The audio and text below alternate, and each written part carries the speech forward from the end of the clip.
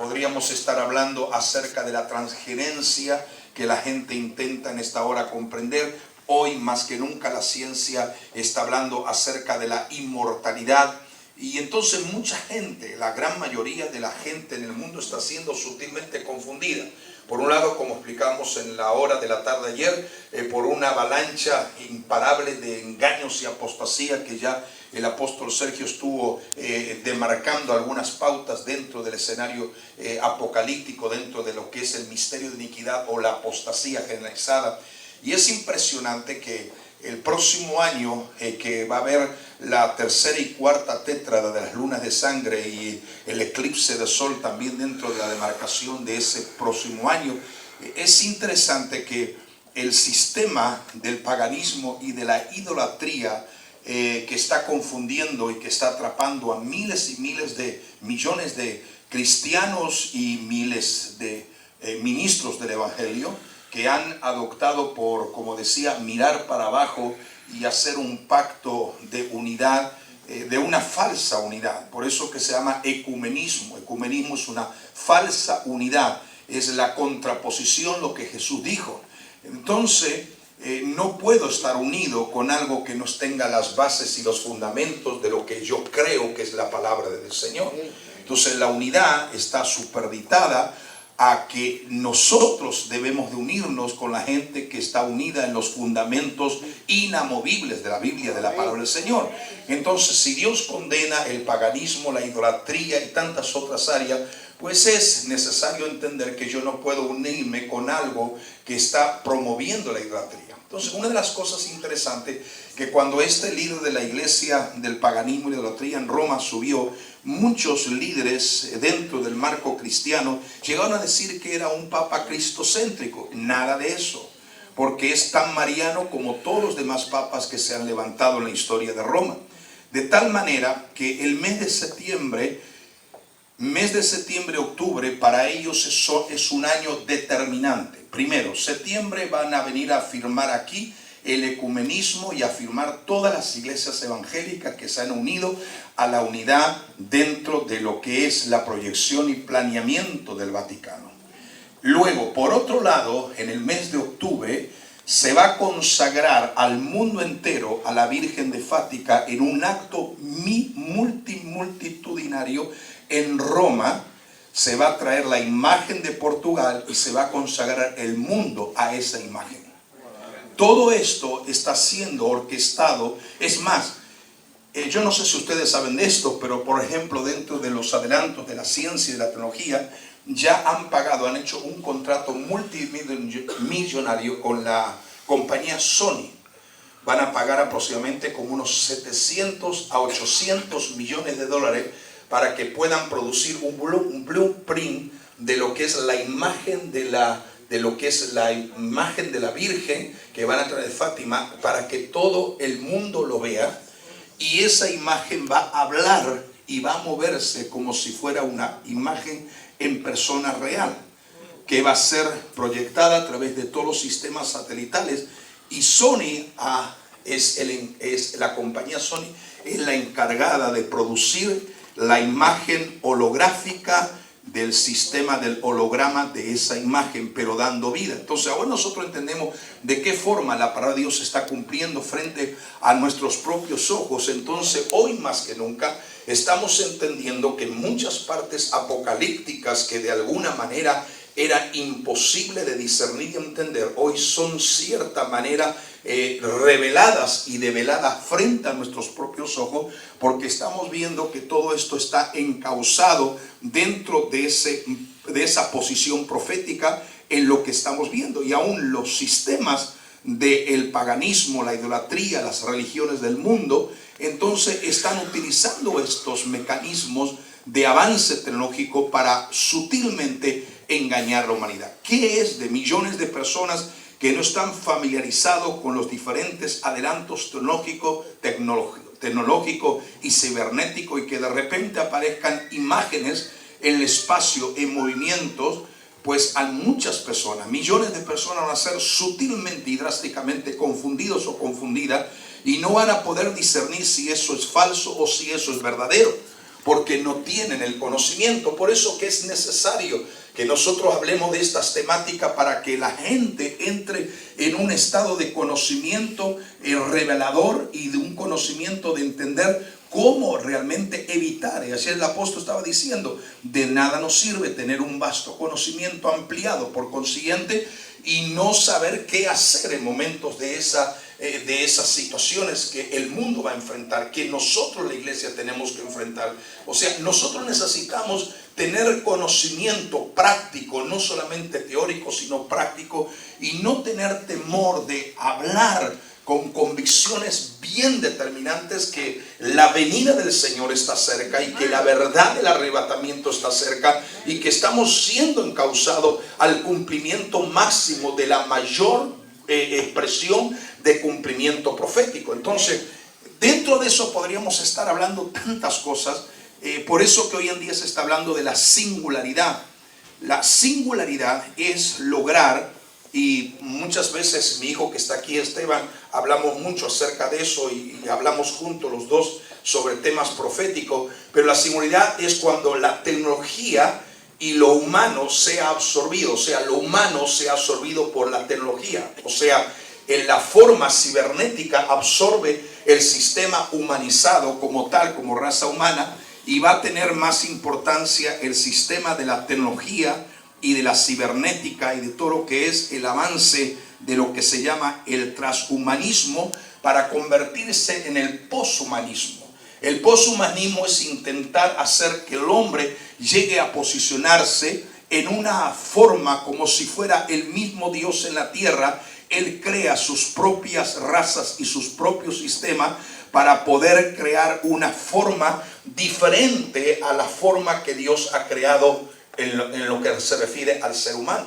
Entonces, dentro de eso, la singularidad es justamente la lucha, el intento del hombre por negar la existencia de Dios y hacer que la tecnología ocupe el lugar de Dios. Por eso que estamos hablando de transhumanismo, vuelvo a repetir, de poshumanismo, de singularidad, y estamos hablando de transgenencia. ¿Qué es la transgenencia? La transgenencia es la manera de cómo quitar o cómo utilizar las neuronas del cerebro humano y colocarlos en una computadora para que siga siendo, para que se siga produciendo. Hoy la gente habla de la inmortalidad. La inmortalidad a la cual se refiere, descubierta por un ruso, dice que el ser humano tiene un gen en el cuerpo que es un gen que se habla de la inmortalidad. En otras palabras, la ciencia corrobora que Dios creó al hombre no para que muera, sino para que viva. Y hay un gen que ha sido drásticamente alterado, y ese ruso dice que descubrió ese gen, el gen de la inmortalidad, pero no lo descubrió a cabalidad, porque en realidad lo que ellos están diciendo que inmortalidad es cuando el cerebro, que es lo último en morir en la persona, puede ser detectado y sacar el cerebro de un ser humano en el momento que muere y pasar o transferir ese cerebro a una máquina. O sea, la persona va a seguir, dicen ellos, viviendo a través de la máquina porque tendrá el cerebro de esa persona que ha estado en vida. Yo no sé si ustedes vieron, pero Hollywood hizo una película muy a tono con lo que estamos diciendo, que justamente se llama Transgenencia. Y justamente muestra esto de un científico que muere y antes de morir, él ya está preparando todo para transponer su cerebro a la máquina. Entonces muere y a través de la máquina comienza a hablar y a interrelacionarse con las personas, su esposa y otras personas más. Es decir, lo que vemos nosotros hoy en Hollywood plasmados en película es lo que realmente ya está hecho y es realidad. Algunos piensan que es ciencia ficción. No es ciencia ficción, es una verdad que está frente a nuestros propios ojos. Lo que pasa que la mayoría de la gente no discierne y entiende hacia dónde va encaminado el mundo en todas sus características. Entonces, en realidad, la verdadera inmortalidad solamente la puede operar y la puede dar nuestro Señor y Salvador Jesucristo, que nos da vida eterna. Entonces, la ciencia puede hablar mucho acerca de esto, pero mire dónde termina. Entonces, nosotros tenemos que observar que todo en el mundo está siendo conformado a lo que la Biblia dice. En cierta manera, entonces la Biblia, en otras palabras, es el libro de más actualidad en el planeta Tierra, porque no nos habla de algo que aconteció, sino de algo que está sucediendo y que fue profetizado por el Espíritu de Dios a aquellos santos hombres de Dios que fueron los que escribieron siendo inspirados en la Biblia y escribieron profecías 2000 y 3000 años atrás que hoy en día nosotros estamos viendo frente a nuestros propios ojos. Amén. Permítame que de esto podríamos hablar muchas cosas, pero quiero ir a algo práctico, porque yo no sé si alguno de ustedes está pensando en dónde va a terminar, en dónde va a acabar y cuál será el destino del Medio Oriente.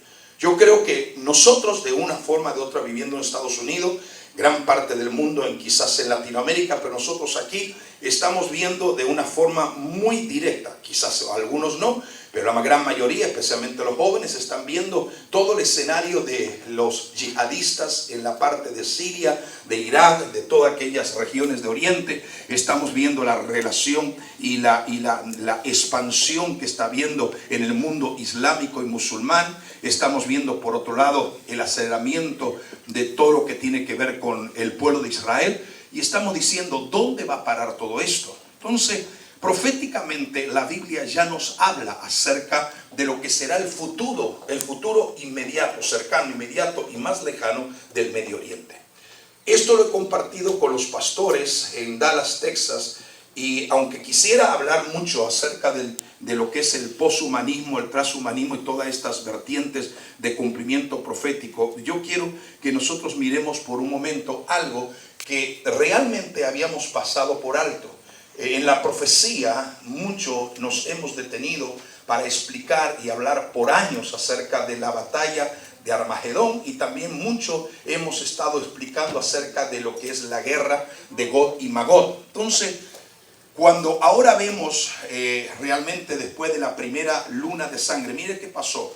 En la primera luna de sangre, a partir de la primera luna de sangre, hubo un cambio drástico y podemos ver de qué forma a partir del mes de abril, entonces el grupo Hamas, que es el grupo más cercano a la tierra de Israel, habitando en la franja de Gaza, comienza a lanzar misiles contra Israel en un ataque prácticamente confrontante contra Israel. Entonces estamos viendo que ese acontecimiento sucede inmediatamente después de la primera luna de sangre, que como señal, siempre que ha habido lunas de sangre, fue una señal, aunque hay señales para el mundo, pero fue una señal muy directa para Israel. Entonces, cuando estudiamos profecía, podemos inclusive entender que siempre que hay una señal en luna de sangre, es una señal muy directa para Israel. Y siempre que hay una señal de sol, es una señal para el mundo en general. ¿Por qué? Porque para los judíos, recuerde que ellos están en el calendario lunar hasta el día de hoy. Y los gentiles, las naciones del mundo, están en el calendario del sol, o sea, gregoriano, el sol romano, lo cual le da el poder y la autoridad. El mundo reconoce al sol como su propio Dios y ahí entonces tendríamos que entrar en todo lo que es la parte de los Baales y toda aquella parte que se ha distorsionado, pero le dan propiedades de autoridad y reconocen al sol como un Dios. Ahora, mire que Dios usa las propias cosas que Él ha creado, el sol y la luna, para comunicar a Israel las señales proféticas en torno a lunas de sangre y hace que el sol se ponga en oscuridad en un eclipse solar para avisarnos que también hay un movimiento de cumplimiento profético. Dios usa los escenarios de la lumbrera mayor y la lumbrera menor para decirnos que realmente hay algo que está sucediendo en la panorámica profética. Entonces, observe bien que después de eso, de la primera luna de sangre, entonces hay todo este movimiento. Ahora, ¿qué resulta? Cuando viene la segunda luna de sangre, pues se vuelve a reactivar más el odio sobre Israel y podemos ver que ahora la situación se ha realmente desarrollado y la condición en este momento del Medio Oriente está muy, muy deteriorada, de manera tal que los yihadistas ahora su meta es llegar a Israel. Es más, ellos dicen que quieren llegar a lo que es el Golán y cuando se posesiona el Golán, ellos conquistan todo Israel. Entonces, estamos viendo que prácticamente este avance tan fuerte está dentro de una demarcación profética. Estamos comentando y estamos diciendo, espero que ustedes entiendan esto, que estoy yendo a un paso muy rápido para poder entender y discernir todo este escenario. Quiere decir que con lo que estamos leyendo, Usted puede leer el Salmo 83. Entonces, cuando estudiamos el Salmo 83, nos daremos cuenta que todas las profecías del Salmo 83 es justamente lo que está pasando actualmente en Israel. Desde el momento que Hamas comenzó a atacar a lo que es la nación de Israel. Y estamos diciendo eso, hermanos, porque para mí todos son señales proféticas. Son señales proféticas, lo que acabo de decir, de la teología, el avance de la ciencia, los descubrimientos que hay, la apostasía, que prácticamente para mí es una de las señales más claras de que el Señor en cualquier momento está a punto de llevarnos, porque la apostasía es la manifestación de la plenitud del misterio de la iniquidad, lo cual prepara la plataforma de una forma amplia para la aparición del anticristo. Y realmente ya hemos estado escuchando, y el apóstol Sergio nos estuvo impartiendo acerca de diferentes temáticas de esto.